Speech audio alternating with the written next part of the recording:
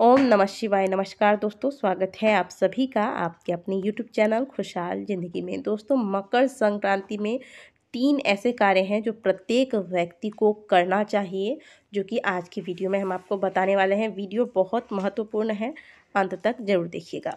दोस्तों, मकर संक्रांति में स्नान दान का विशेष महत्व है।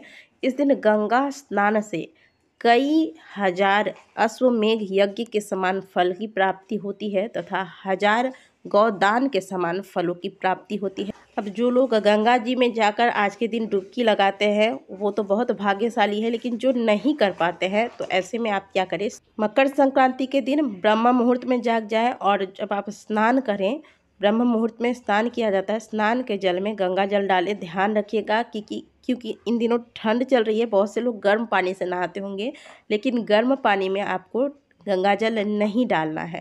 मकर संक्रांति पर घर में ही आपको गंगा स्नान के समान फल की प्राप्ति हो, इसके लिए आप ताज़ा पानी भर ले, बाल्टी में स्नान का जल भर ले, इसमें अब गंगा जल डाल दीजिए। कहा जाता है कि मन चंगा तो कटौती में गंगा। आप ऐसा ध्यान करें कि इस बाल्टी में जो आपने गंगा जल डाला है, गंगा मैया की शुद्धता, गंगा मैया की पवित्रता इस बाल्टी के जल में आ गई है। और इसमें आज के दिन काला तिल अवश्य डालिएगा। मकर संक्रांति पर काले तिल का विशेष महत्व होता है, तो काला तिल स्नान के जल में डालकर ही आज के दिन स्नान करना है और घर के प्रत्येक सदस्य को इस प्रकार से आज के दिन स्नान करना है। स्नान के दौरान आपको आज शैम्पू, साबुन इत्यादि का प्रयोग नहीं करना है। हर हर गंगे बोलते हुए स्नान करना है। इस प्रकार से मकर संक्रांति के दिन शुभ मुहूर्त पर यदि आप स्नान करते हैं तो इससे आपको घर बैठे गंगा स्नान के समान फल की प्राप्ति होती है। अब यहाँ ध्यान दीजिएगा कि जब आप इस प्रकार से स्नान कर रहे हों तो आपको निर्वस्त्र होकर स्नान नहीं करना है, इससे गंगा मैया का अपमान होता है, तो इस बात का ध्यान रखिएगा। तो मकर संक्रांति में सबसे पहला कार्य जो करना है वो तो ये है कि आपको ब्रह्म मुहूर्त में जागकर आपके जो घर की कार्य है वो करने के बाद इस प्रकार से शुभ मुहूर्त पर, जो कि हम आपको स्क्रीन पर दिखा रहे हैं, स्नान करना है। इसके बाद दूसरा कार्य है सूर्य देव की आराधना। इस दौरान क्योंकि सूर्य उत्तरायण में रहते हैं और सूर्य की ऊर्जा बहुत ज़्यादा होती है, जिसकी वजह से सूर्य देव की आराधना करने का विशेष फल प्राप्त होता है। तो आज के दिन सूर्य देव को जल घर के सभी सदस्य देंगे, इस बात का ध्यान रखिए। घर में अगर कोई बच्चा है तो उससे भी बोलकर आप सूर्य देव को जल दिलवा सकते हैं। लोटा लेकर इसमें ताज़ा जल भर लें और इसमें थोड़ा सा गंगा जल मिला लें। इसके बाद इसमें आपको कुछ सामग्रियां मिलानी है, जिससे यह जल बहुत विशेष हो जाता है और सूर्य भगवान को इस प्रकार से यह जल अर्पित करने से सूर्य देव प्रसन्न होते हैं। इस जल में आपको रोली या फिर लाल चंदन घिस के डाल देना है, काले तिल, चावल के दाने डाल देने हैं, साथ में लाल रंग का पुष्प, जो पुष्प आपके पास है वो पुष्प, लाल अगर नहीं है तो आजकल पीले वाले गेंदे का जो फूल मिलता है वो भी आप डाल सकते हैं। लाल नहीं है तो पीला फूल भी आप डाल सकते हैं, लेकिन विशेष करके सूर्य देव को लाल पुष्प ही अर्पित किए जाते हैं। तो आप ये लाल पुष्प डालकर अब उस स्थान पर चले जाइए जहाँ से सूर्य देव के अच्छे से दर्शन हो जाए।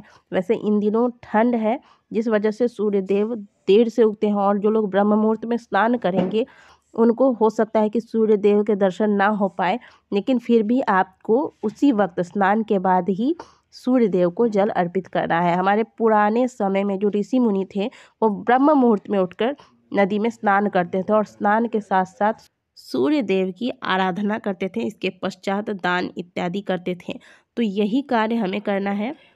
सूर्योदय उस समय हो या ना हो, स्नान के बाद आपको सूर्य देव को अर्घ अवश्य देना है। इसके बाद अपने दोनों हाथों को अपने सर से भी ऊपर रखिएगा, बिल्कुल ऊंचा हाथ को रखना है और फिर दोनों अंगूठे का स्पर्श लोटे में ना हो, इस बात का ध्यान रखें और हाथ को ऊंचा उठाकर फिर सूर्य देव को अर्घ दें। एक बार अर्घ दीजिएगा, रुक जाइएगा, फिर दूसरी बार अर्घ दीजिएगा, रुक जाइएगा, इसके बाद तीसरी बार में सारा जल आपको अर्पित कर देना है। जल चढ़ाने के बाद उस पात्र को नीचे रखिएगा या फिर सामने कोई जगह हो तो रखकर 3 बार अपने स्थान पर घूमकर सूर्य देव को प्रणाम करें। इस दौरान ओम घृणी सूर्याय नमः मंत्र का जाप करते रहें। जल चढ़ाते वक्त आप पीले या फिर लाल रंग का वस्त्र धारण करें। ये वीडियो हमने क्योंकि बाद में शूट किया है इसलिए आपको यहाँ अलग कलर दिख रहा होगा। इसके बाद दान करना है आपको। दान के लिए मैंने पहले ही अलग वीडियो बना रखी है, तो आप अपने सामर्थ्य अनुसार जो भी चीज़ें आपको दान करना है निकाल लीजिएगा। और हाँ, आज के दिन गुप्त दान अवश्य कीजिएगा। जब आप तिल का लड्डू बना रहे होते हैं उसी समय इस लड्डू के बीच में एक सिक्का, जो भी आपको सिक्का डालना है, डालकर इस लड्डू को बांधिएगा और फिर इसी लड्डू को बाकी लड्डुओं में जब आप दान कर रहे होते हैं रख दीजिएगा। जिसका पता जिसको आप दे रहे हैं उसे नहीं होना चाहिए। ब्राह्मण को यह दान दिया जाता है। कहा जाता है कि इस प्रकार के गुप्त दान से माता लक्ष्मी की कृपा भक्तों पर बनी रहती है।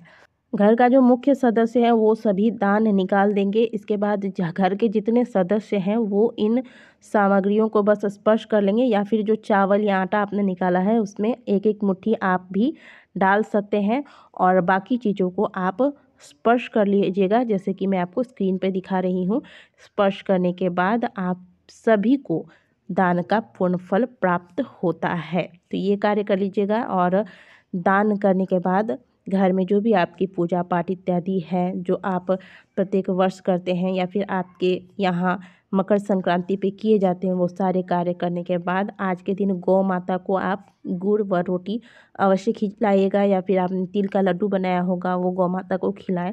क्योंकि गौ माता के शरीर में 33 कोटि देवी देवताओं के साथ साथ पितरों का भी वास होता है। इससे आपको सभी का आशीर्वाद प्राप्त हो जाएगा। ये कार्य कर लीजिएगा। इसके बाद घर के जितने बड़े बुजुर्ग हैं सबसे तिल चावल हमारे यहाँ तिल चावल लिया जाता है और फिर उनका चरण स्पर्श करके उनसे आशीर्वाद लिया जाता है। तो दोस्तों, ये कुछ ज़रूरी कार्य हैं जो मकर संक्रांति पर आपको और आपके घर के प्रत्येक सदस्य को अवश्य ही करनी चाहिए। वीडियो को अवश्य लाइक कीजिएगा। कमेंट बॉक्स में हर हर महादेव अवश्य लिखिएगा। मिलते हैं आपसे अगले वीडियो में। तब तक के लिए ओम नमः शिवाय, हर हर महादेव।